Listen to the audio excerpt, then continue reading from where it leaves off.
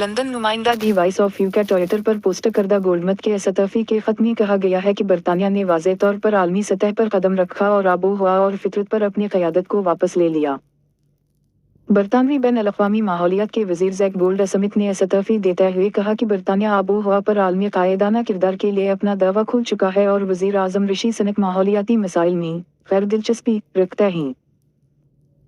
یہ حکومت کے موسمیاتی مشیروں کی طرف سے اس ہفتے کے شروع میں شائع ہونے والی ایک رپورٹ کی بازگشت ہے، جس نے کہا تھا کہ برطانیہ موسمیاتی کارروائی پر عالمی رہنما کی حیثیت سے اپنی پوزیشن کھو چکا ہے اور اپنے وسط صدی کے خالص سفر کے ہدف کو پورا کرنے کے لیے کافی کام نہیں کر رہا ہے۔ موسمیاتی تبدیلی کی کمیٹی کی رپورٹ میں کوئلے کی ایک نئی کان کو چلانے اور برطانوی تیل اور گیس کی نئی پیداوار کے لیے تعاون کے حالیہ فیصلے پر بھی روشنی ڈالی گئی ہے۔ وزیر اعظم سنک کے رہنما بننے سے پہلے برطانیہ نے 2021 میں گلاسگو میں COP 26 سربراہی اجلاس میں عالمی آب و ہوا کے معاہدے کی ثالثی کے لیے بین الاقوامی تعریفیں حاصل کیں۔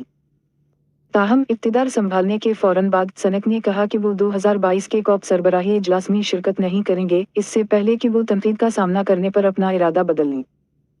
اس کے باوجود سنک نے ملک کے خالص سفر منصوبے کے لیے ایک نیا سرکاری محکمہ قائم کیا ہے اور برطانیہ کے معاشی مستقبل کے لیے سبز صنعتوں میں ترقی کی اہمیت کو اجاگر کیا ہے۔